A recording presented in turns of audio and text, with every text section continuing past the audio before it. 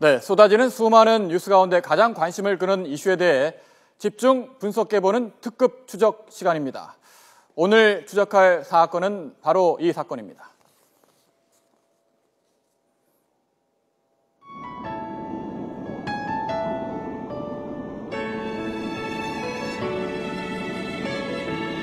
네, 최근 독도에서 통일송을 발표했던 가수 이승철 씨가 일본 공항에서 입국이 거부돼 억류되는 일이 벌어졌습니다. 이승철 씨는 한 언론과의 인터뷰에서 대한민국에 대한 무례가 아닌가 싶어 굉장히 화가 났다고 밝혔지만 일본 정부는 이에 대해 이렇다 할 입장을 내놓지 못하고 있습니다. 이승철 씨 일본 입국 거부의 내막을 먼저 영상으로 만나보겠습니다.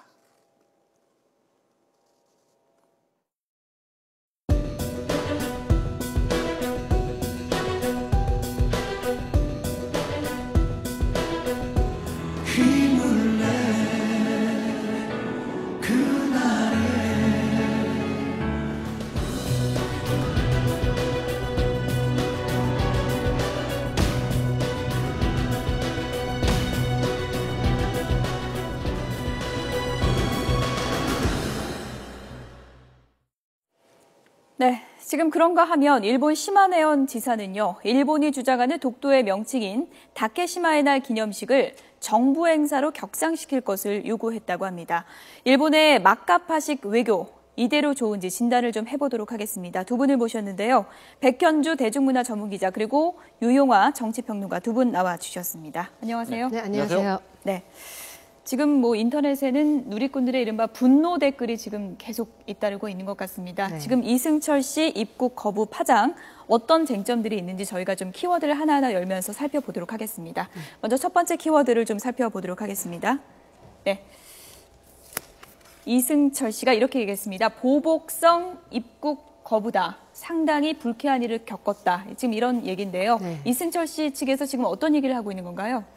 지난 9일에 지인의 초대로 일본을 가게 됐는데 하네다 공항에 이제 들어가서 출입국 심사를 받게 되잖아요. 예. 근데 한 4시간 정도 뚜렷한 이유가 없이 아내분과 같이 봉변을 당한 거죠. 억류가 된 거죠. 처음에는 출입국 관련 그 직원이 말을 하기로는 최근에 있었던 언론 보도 때문이다라고 이야기를 해서 예. 이승철 씨 측에서 가만히 있지 않겠다라고 하니까 갑자기 그 이유는 언급하지 않고 20년 전에 있었던 대마초 흡연 혐의 그 사건을 언급하더란 말입니다. 그래서 그 이후에 4시간 동안 억류가 되어 있다가 일본의 모든 일정을 포기하고 다시 귀국을 해야 되는 그런 일을 당한 거죠. 예. 그러니까 20년 전에 있었던 그 불미스러운 사건을 거론했다. 저희들이 두 번째 키워드인데요. 한번 키워드를 보면서 이야기를 해볼까요? 예. 네. 이승철 씨 입국 거부 파장 두 번째 키워드를 한번 열어보겠습니다. 네. 대마초 흡연. 그러니까 20년 전에 대마초 흡연했던 사건, 이것을 언급하면서 입국을 거절했다는 게 일본 측이 공식적인 입장은 아니고 네. 그렇게 내비쳤다는 거죠. 그렇죠. 예. 이승철 씨에게 그쪽에서 언급을 했다는 건데 이승철 씨 측에서는 이것은 말도 안 된다라고 반박을 했습니다. 예. 왜냐하면 20년 그때 그 사건 이후에 한 15차례 정도 일본을 오고 갔고요. 15차례. 네네. 예. 2000년대 초반에는 콘서트 활동도 했었고 일본 입국을 하는데 아무런 문제가 없었다는 거죠. 다만 최근에 그 입도를 해서 독도에 입도를 해서 탈북 그 청년 합창단들과 함께 그 통일송을 불렀던 것, 그것과 관련된 언론 보도가 문제가 돼서 지금 입국 거부를 당했다라고 정면으로 반박을 하고 나섰습니다. 네. 그런데 이제 이승철 씨뿐만 아니라 아내가 함께 있지 않았습니까? 지금 아내도 같이 억류돼 있었고 그리고 그 과정에서 상당히 좀 불쾌한 말도 좀 오간 걸로 알고 있는데요. 일본 측에서는 지금 어떻게 지금 해명을 하고 있는 겁니까? 이승철 씨 아내뿐만이 아니라 이승철 씨 입국 거부 문제에 대해서 일본 정부 측에서는 공식적 입장을 못 밝히고 있는 거죠. 예. 못 밝힌다는 것은 상당히 독도 문제 부분에 대해서 일본 측이 독도라는 문제의 분쟁으로 인해서 문화 교류까지 이렇게 하는 치졸하고 치열한 부분을 국제관계에 알려지면 굉장히 창피한 것이죠. 그렇기 때문에 이 문제에 대해서 공식적으로 입장을 못 밝히고 있지만은 그러나 이승철 씨를 일본에 입국을 하지 못하게 함으로 인해서 일본이 의도하는 것은 뭔가 좀 한국의 민족적 정서를 또 불러일으켜갖고 뭔가 독도 문제를 다시 또 국제 분쟁화 시키려고 하는 그런 정치적인 국제 정치적 의도가 상당히 강하게 내포돼 있다. 그런 생각이 좀 들어요. 뭔가 숨은 의도가 있다는 말씀이죠. 네. 그런데 이번 사태에 대해서 주변 동료 연예인들이 크게 분노하면서 의사를 밝혔거든요. 김장훈 씨, 그러니까 네. 독도 지킴이 역할을 자처했던 김장훈 씨도 입장을 밝혔고 서경덕 교수도 이 문제에 대해서 비판의 메시지를 남겼죠. 네, SNS를 통해서 남겼는데요. 김장훈 씨 같은 경우에는 세계적인 망신의 자충수다 이렇게 이야기를 했고요. 서경덕 교수 같은 경우에는 코미디고 치졸하다. 이승철 씨 멋있다 이렇게 얘기를 했는데 아마 많은 분들이 공감하는 것이 아까도 말씀하셨지만 정치고 외교고 문화는 그 위에 상위 개념입니다. 근데 문화를 가지고 걸고 넘어간다는 건 너무나도 치졸하다는 거에 대해서는 많은 분들이 공감을 하고 있는 것이죠. 예, 독도 문제에 대해서 뭔가 국제 분쟁화하기 위한 의도가 숨은 게 아니냐 이런 말씀하셨거든요. 그러니까 지금 중요한 것은 독도를 우리가 실효적으로 지배하고 있지 않습니까? 근데 독도라는 것은 이 어떤 그 동해안의 어류 문제도 있는 것이고요. 상당히 그리고 이제 일본 입장에서 봤을 때는 삼각구 열도라든가 러시아하고의 문제. 그래서 독도를 자꾸만 자기네들이 완전히 포기하게 되면은 상당히 국제적으로 문제가 심각해지니까 독도를 자꾸만 건드리는 것인데 문제는 지난번에 이제 그 정홍 총리가 그 독도의 입도 지원 센터를 설립하기 쉽지 않다 이런 얘기를 하지 않았습니까? 이러면서 일본 정부는 이런 판단을 하는 것 같아요. 좀 밀어보니까 한국 정부에 밀어보니까 되는 거 아니냐. 그러니까 이번에도 한번 이런 부분으로 좀 또 한번 찔러보서 밀어보자. 네. 뭐 이러한 의도가 상당히 내포되어 있는 거 아니냐. 저는 그런 생각이 많이 들어요. 네. 그런데 지금 일본의 이런 웃음거리가 될 만한 이런 처사가 이번이 처음이 아니라는 더 큰 문제가 있는 것 같습니다. 이승철 씨 입국 거부 파장, 이번엔 세 번째 키워드를 좀 열어보겠습니다. 네, 이른바 독도 연예인 블랙리스트다 이런 얘기까지 나오고 있지 않습니까? 과거에도 이런 입국 거부 사례가 꽤 있었죠. 그 블랙리스트의 실체에 대해서는 저도 여러 관계자들하고 이야기를 했는데 실체 여부에 대해서는 있을까라는 의문은 갖습니다만 정서상 공유하는 건 확실하다라는 이야기를 다들 이구동성으로 하고 있습니다. 그 독도의 명예군수죠. 정광태 씨 같은 경우에는 96년도에 한 특집물을 만들기 위해서 일본을 가려다가 이유가 뚜렷하지 않게 입국을 거부당했습니다. 비자 발급이 안 됐던 거죠. 뿐만 아니라 그 2011년 같은 경우에는 한일 양국이 그 독도 문제에 대해서 굉장히 팽팽한 기싸움을 했을 때인데 K-팝 스타들이죠. CN블루라든지 비스트의 입국이 이유가 뚜렷하지 않게 비자 문제를 거부가 돼서 8시간 정도 공항에 억류된 적이 있었습니다. 근데 이 부분에 대해서는 비스트 측에서는 제가 조금 전에 확인한 결과로는 전혀 그런 것과 연관이 없다. 비자 코드 문제이고 일본의 기획사 문제이다라고 이야기를 했습니다만 저희들이 객관적으로 봤을 때는 분명히 연관이 있다라는 판단을 지울 수가 없고요.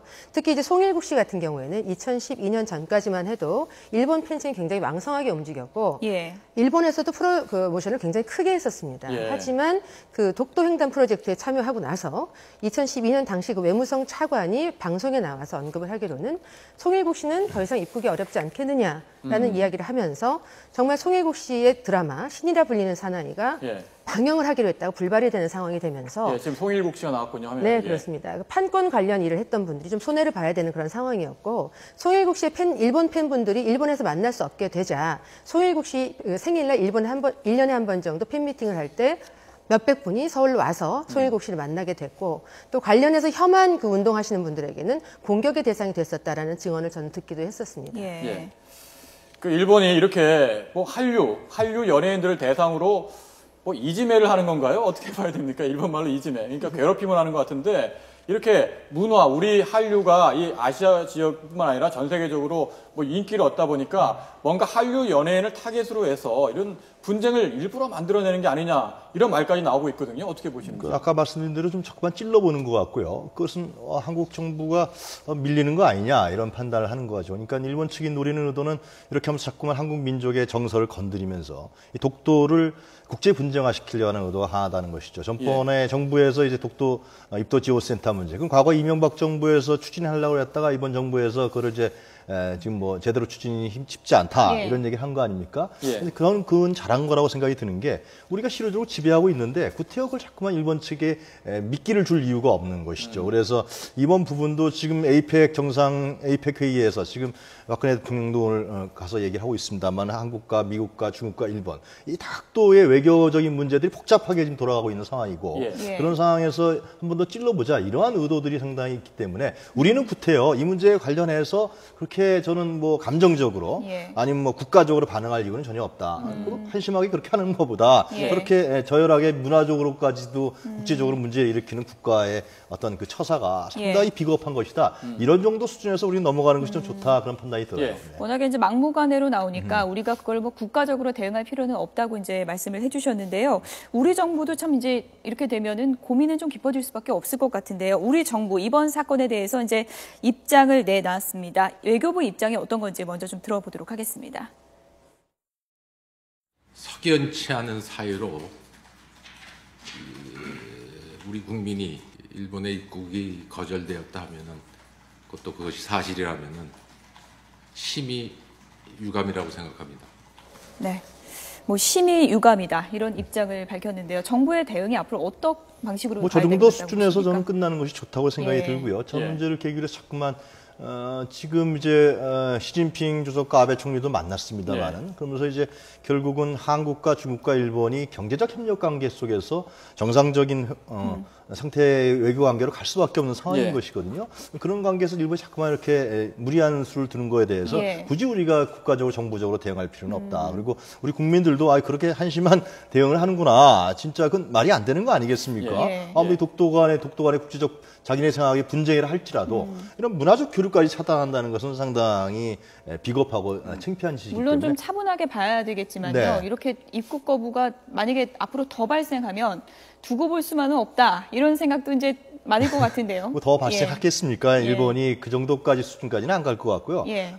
한국이 어떻게 반응하느냐 이걸 좀 보려고 하는 수준인데 외교부의 종합과 대응 자체는 저는 적절한 것이 아니냐. 그 정도 수준에서 왜냐하면 우리나라 국민의 정서가 있기 때문에 그 정도 수준에서 마치는 게 좋다고 생각해요. 이 독도 문제를 자꾸 일본이 뭔가 의도를 가지고 국제 분쟁화 시키려고 하는 것 같은데 특히 이승철 씨 이번 입국 거부 사태에 이어서 오늘 일본 시마네현 이 지사가 다케시마의 날 기념식을 정부 행사로 격상시킬 것을 요청했어요. 뭔가 일본 이게 뭔가 일관성 있는 찔러보기 아닌가. 저희들이 판례를 보면서 이야기를 해볼까요? 네. 입국 거부 파장 끝으로 이제 마지막 키워드. 지금 유춘섭 앵커가 언급한 다케시마의 날 기념식입니다. 정부 행사로 이제 격상시킬 것을 요구했다고 하는데 이런 우경화 현상을 좀 어떻게 봐야 될까요? 갈수록 더 심해지는 거 아닙니까? 아베 총리가 신사 참배를 하고요. 어저께 시진핑과 만난 정상회담 속에서 시진핑 주석이 한 수도 옳지 않았습니까? 훈수하는 셈이죠. 과거에 그런 식으로 그때 역사관을 하면 안 된다. 그러니까 아베 총리가 과거에 무라야마 다마라든가 구체적 발언은 안 했지만 과거의 부분에 있어서 자기네들 인정하고 나가겠다는 전형적 태도를 취했거든요. 그래서 일본 자체가 이제는 경제적으로 고립되면 안 되기 때문에 특히 한중 FTA까지 체결되고 하게 되면 일본이 설당이 하고 좁아지는 현상이 있기 때문에 일본으로 봤을 때는 자꾸만 눈치를 볼 수밖에 없는 경제적 관계가 있습니다. 그런데 그럼에도 불구하고 이렇게 어떤 과거의 DNA가 있는 거죠. 침략적 근성이 있는 것이죠. 일본은 한반도를 중심으로 해서 대륙으로 진출하려고 하는 그것이 하나의 독도의 부분이 있는데 이 부분에 대해서 우리가 상당히 현실적이고 합리적인 대처를 하는 것이 중요하다 그런 생각이 듭니다. 어쨌든 이승철 씨 측에서도 지금 그럼에도 불구하고 나는 떳떳하다, 강경 대응하겠다라고 했고요. 어떻게 보면 우리 연예인들의 독도 사랑 그리고 이제 독도 외침이 더 강해질 것 같은데요. 어떻게 보십니까? 문화는 흐름입니다. 물처럼 흘러가는 것이고 생물체와 같아요. 끊는다고 단절시키겠다고 해서 교류가 안 되는 것이 아니거든요. 그래서 지금 사실은 아베 체제가 들어서면서부터 한류가 많이 냉각기를 갖고 있는 것은 사실입니다만 이거는 반드시 극복해 나갈 수 있는 일본 자체의 팬심이 돈독하게 있기 때문에 거기에 대해서는 자기네들이 그걸 가지고 끊어내겠다는 거는 잘못된 판단이라고 생각을 합니다. 일본이 말이죠. 이런 황당한 일 할 때마다 앞으로 한일 관계 어떻게 대처해야 될지 정말 고심이 깊어지는데요. 이번 일을 계기로 우리 정부 또 문화계 또 한류 스타들도 한번 일본과의 관계를 다시 한번 생각해보는 계기가 됐으면 좋겠습니다. 네, 지금까지 백현주 대중문화 전문기자 그리고 유용화 정치평론가였습니다. 고맙습니다.